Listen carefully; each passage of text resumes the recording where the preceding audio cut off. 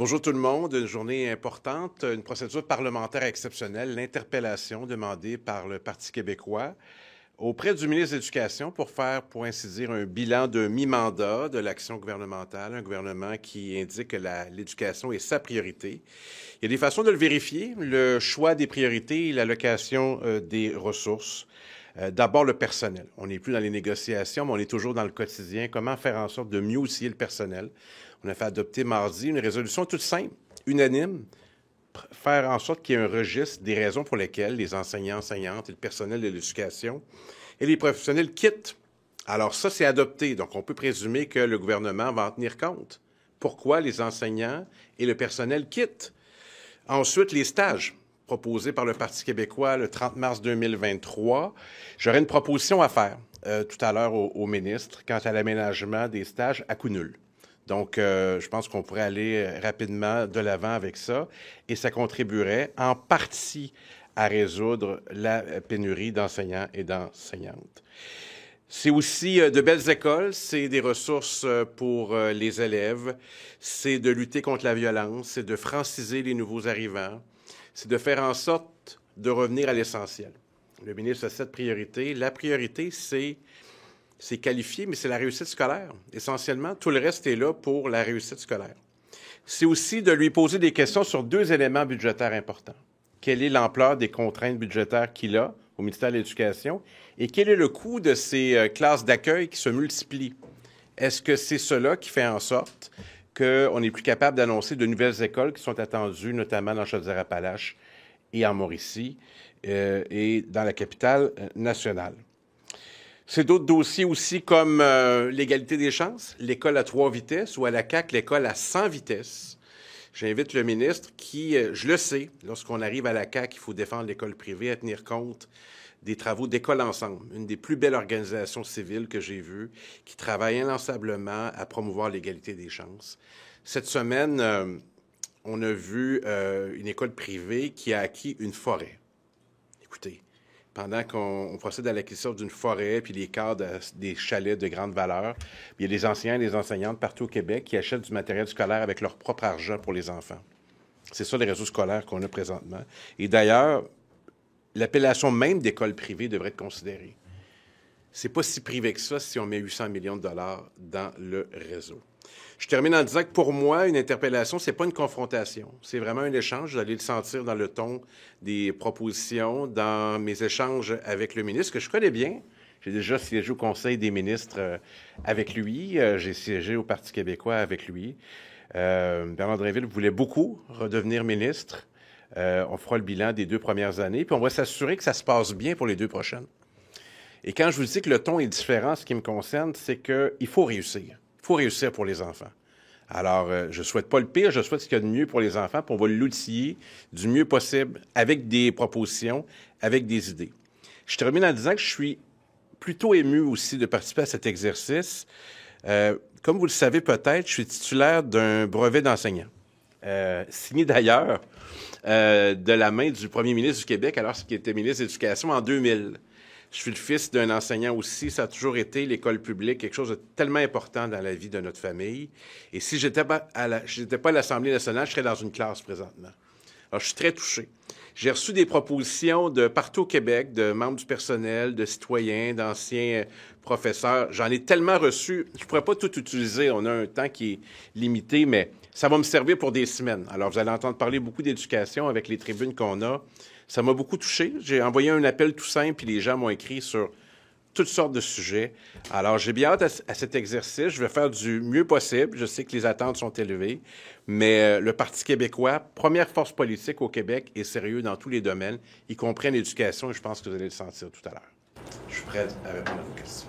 Est-ce que vous êtes inquiet de la course à la diplomation? Des profs nous disent on ferme des classes d'adaptation scolaire pour intégrer des élèves dans les classes régulières et on bonifie leurs notes pour augmenter le taux de diplomation. Plus de 25 à Montréal, il y en a dans les Basses-Laurentides, il y en a ailleurs au Québec, j'ai eu les informations à cet effet. Donc, j'ai confiance dans les professionnels de l'éducation pour donner les notes que méritent les élèves.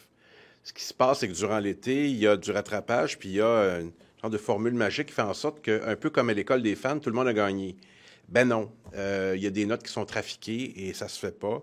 Alors, les notes attribuées par les enseignants et les enseignantes devraient être respectées. C'est pas rendre service à un enfant que de le faire passer s'il passe pas.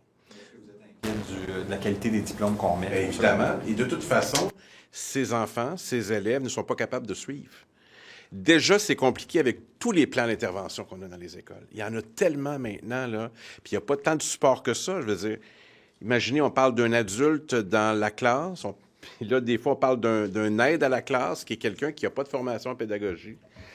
Les plans d'intervention, puis si on ajoute à ça des enfants qui ne devraient pas être dans cette classe-là, c'est une des raisons principales pour lesquelles les profs décrochent. C'est pas l'argent, là. C'est ce genre de pression-là qui est énorme. Alors, c'est des diplômes qui valent quoi, au bout du compte, si le but, c'est de faire passer à tout prix. Donc, très concrètement, là, j'espère que le ministre, tout à l'heure, va nous dire qu'il met fin immédiatement à cette pratique. Avez-vous l'impression que ça vient du gouvernement, du ministère de l'Éducation, oui, ou que ça vient des centres de services scolaires? J'ai l'impression que si tu fais passer les élèves, tu as moins à gérer des parents qui posent des questions pourquoi leur enfant ne passera pas. La vie est cruelle, hein? Il y a des notes tout au long de notre vie, puis il y a des tests tout au long de notre vie. Alors, est-ce que c'est rendre service à un enfant de le faire passer? C'est pas le cas. Si le ministre envoie la consigne tout à l'heure que ça se termine à partir d'aujourd'hui, ça se terminera. S'il est capable d'envoyer une note disant qu'on va aménager des buttes de neige dans les écoles, il est capable d'envoyer une note qui dit d'arrêter de faire passer des jeunes qui ne devraient pas passer pour leur propre bien. C'est ça.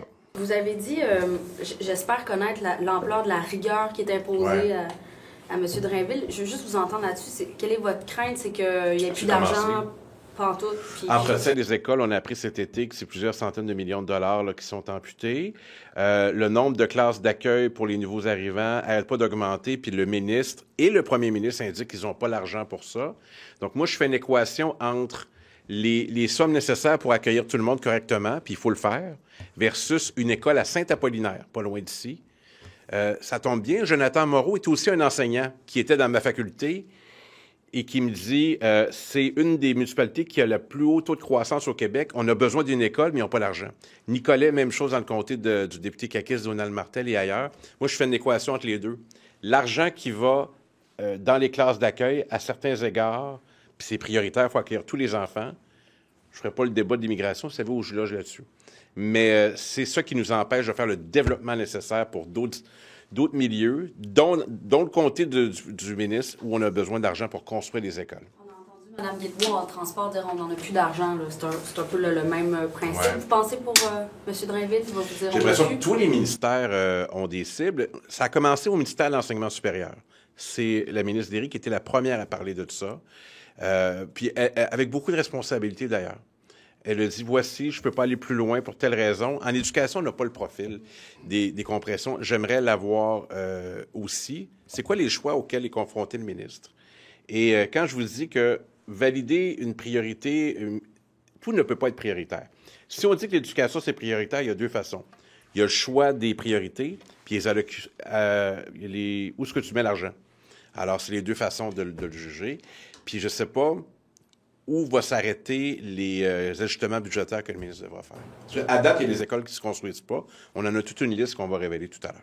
Et le gouvernement, jusqu'à maintenant, ça va être ma dernière question, ne veut pas s'avancer trop puis dévoiler c'est quoi l'ampleur de cette rigueur-là. Vous vous dites, il doit l'avoir entre les mains, il doit le savoir. J'aimerais mieux le savoir, moi. J'aimerais mieux le savoir, puis ça permet de juger des intentions d'un gouvernement puis son sens des priorités. S'il dit, ben j'ai vraiment pas le choix parce que les classes d'accueil, il faut que il a déjà fait un premier choix. Les maternelles 4 ans, il ne les fait pas, notamment parce qu'il y a besoin d'espace, il y a besoin de professionnels d'éducation. Ça, moi, ça me dit quelque chose. Ça ne veut pas dire qu'on le critiquerait, mais on comprendrait à quoi il est confronté. Ça m'intéresse beaucoup comme parlementaire. T'sais, le but, c'est pas juste de dire « Ah, on n'est pas d'accord avec lui, il y a une faille ». Ça permet de comprendre aussi. Puis c'est ça aussi, je pense, mon rôle. Et c'est ce que je vais tenter de faire tout à l'heure dans un échange où le but, c'est pas de piéger le ministre. Le but, c'est de s'assurer qu'on a ce qu'il faut pour atteindre nos objectifs communs en éducation. Je veux vraiment être utile dans ce débat. A à E, vous donnez quoi comme note à M. Drainville? Je sais pas. Je souhaite lui donner une très bonne note. ne m'appartient pas de le faire parce que je suis plutôt en mode collaboratif pour améliorer des choses. Donc, je ne veux pas m'acharner sur ce qui a été fait. Bon, il y a des enjeux qui ne seront pas abordés, là. Déjà, je peux avertir que, par exemple, la gestion de l'éclipse, ce n'est pas un sujet qui sera abordé. C'est un exemple. J'en ai d'autres comme ceux-là. Je ne vais pas les aborder tout à l'heure. Mais sans blague, je suis vraiment... Je ne veux pas lui donner de note. Je souhaite, par contre, donner une note importante à nos réussites en éducation. Les enfants, c'est bien plus important que le ministre puis moi. Pas de course à la diplomation dans ce cas-ci. Bien, moi, je crois au mérite dans la vie. Je crois à ça, moi. Alors, est-ce que je suis vieillot de promouvoir ce genre de valeurs? Je pense pas. Mais assurons-nous que durant le cursus scolaire, les enfants ont tout ce qu'il faut pour réussir. Plus on travaille à la diplomation, plus on réussit, moins il y a d'échecs. Alors, ça se dit, ces choses-là, hein? La violence à l'école, je peux ça glisser un mot. La violence à l'école, il y a un article aujourd'hui dans le Journal de Montréal, mais il y a eu un forum, je pense que c'était en mai ou juin, à la fin de la session. C'est épouvantable. Une autre vérité qui doit être dite, là, au-delà de le vouvoiement, au-delà de l'uniforme, ça se peut-tu qu'il y a des enfants qui sont dangereux pour les autres enfants, puis qui sont dangereux pour le personnel? Pourquoi on les laisse dans les écoles, là? Ça se fait pas, ça, sortir un enfant le temps qu'on gère sa situation puis que ses parents soient pleinement conscients que c'est un problème. Ça se dit pas souvent, mais vous allez m'entendre le dire. On a quand même l'obligation de les scolariser, les enfants? Oui, mais s'ils sont dangereux pour d'autres, il y a des précautions à prendre. Moi, je suis prêt à aborder ces questions-là. Je veux dire, il y a des conséquences. Moi, je connais des membres du personnel scolaire qui ont quitté l'enseignement parce qu'ils se faisaient intimider, puis pas juste par des enfants du secondaire, par des enfants du primaire. Puis ils se sont fait filmer dans certains égards, puis ça les a traumatisés. D'ailleurs, les propositions qu'on a faites sont au cœur de l'actualité. J'ai été le premier à proposer qu'on retire le cellulaire des classes. Le ministre a suivi ça. On s'est enlevé un paquet de problèmes, puis on continue avec la commission à poser des gestes. J'étais le premier à proposer au ministre d'avoir des salles de prière. Oui, il y en a des salles de prière, mais de les encadrer. Il l'a fait à notre demande. On n'entend plus parler. On fait des propositions très concrètes qui visent à régler des problèmes avant que ça devienne trop important. Mais la solution, c'est moins de sortir les élèves, c'est pas plutôt d'équiper le personnel? Équiper le personnel quoi, avec un équipement de hockey, je veux dire... Je parle en termes de ressources humaines. Je parle pas en termes d'équipement, je parle leur donner du soutien. Parce que sortir les élèves, les écoles privées font ça, mais après ils se retrouvent au public, puis il faut les scolariser, mais ces vous voyez qu'on a enfants-là. un système, on a un système très particulier. Je reviendrai tantôt à la question de l'école privée. Mais je veux dire, un enfant qui est agressif, qui a causé des dommages, qui a agressé un enseignant ou un membre du personnel, c'est beaucoup de personnel de soutien d'ailleurs qui se fait attaquer, il faut qu'il y ait des conséquences. Et moi, je n'accepte pas ça. Mais il n'y a pas de consigne. Je veux dire, après le forum, je pensais qu'il allait y avoir un certain nombre de consignes.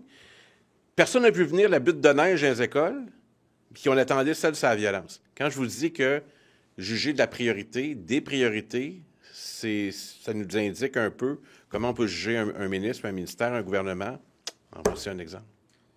Un peu plus tôt, vous connaissez ma position sur l'immigration, et par curiosité, qu'est-ce que vous avez pensé des explications de Jean-François Roberge hier au Parti québécois, qui a précisé un peu cette idée-là de transférer les demandeurs d'asile de façon obligatoire? Un point pour l'effort. Ce serait ça dans son bulletin.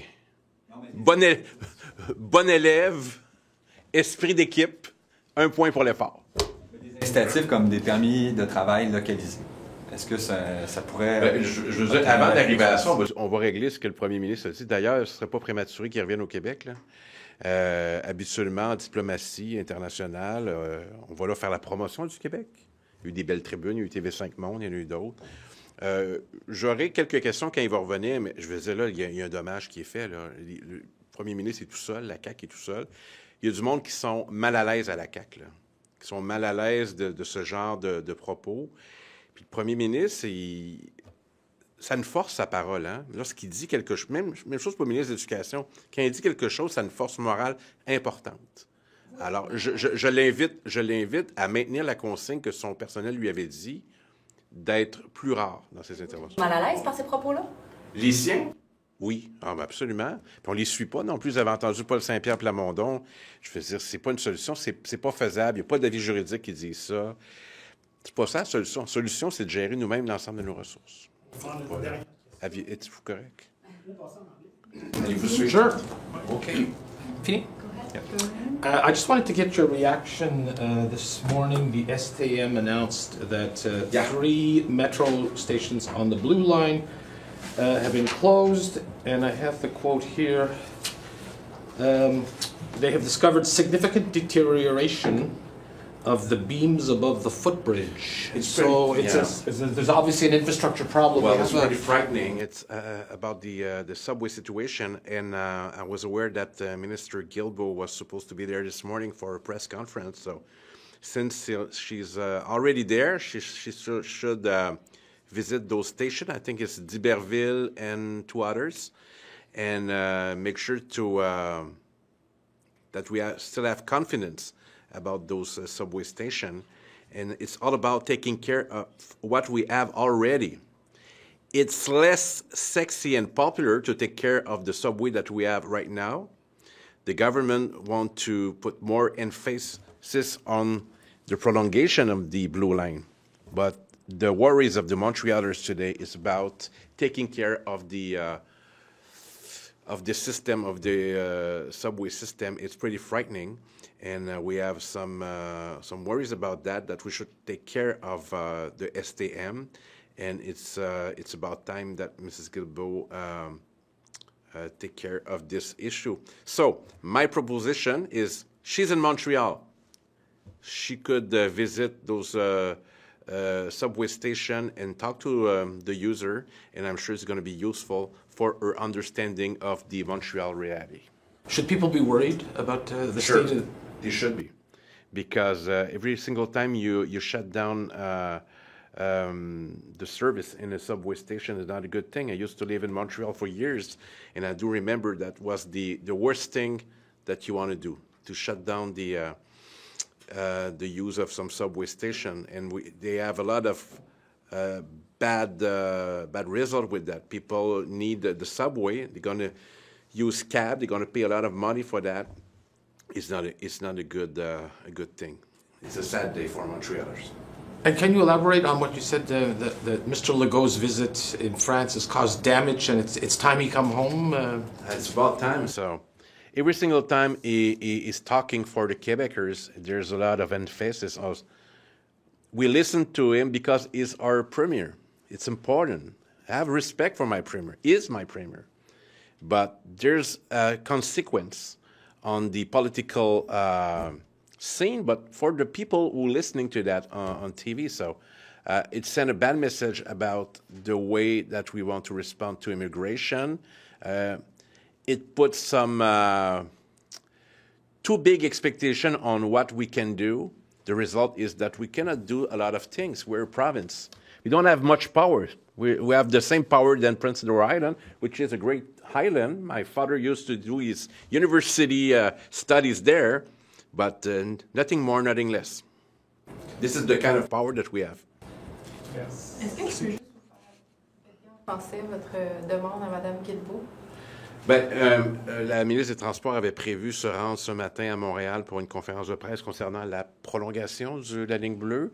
Alors, comme elle est probablement déjà sur place, je l'invite à se rendre à ces stations, à discuter avec les usagers du métro des 3 stations. J'en oublie 2. Je sais qu'il y a d'Iberville parce que je connais mieux celle-là. Saint-Michel et, on me souffle la réponse, Fabre. Et je pense que ce temps-là sera bien utilisé à discuter avec la STM, à discuter avec les autorités de la Ville de Montréal et discuter avec les usagers. À chaque fois qu'il arrive une tragédie ou quelque chose qui a un impact considérable sur la population, c'est toujours apprécié qu'un ministre se déplace. Alors, moi, je pense que ça va être apprécié. Puis la ministre sait comment se comporter correctement. Puis je suis convaincu qu'elle va en tirer des éléments intéressants pour la suite. Alors, j'ai confiance qu'elle sera sur place et je le souhaite sincèrement. Sincèrement. J'ai amené mon brevet pour vous le montrer.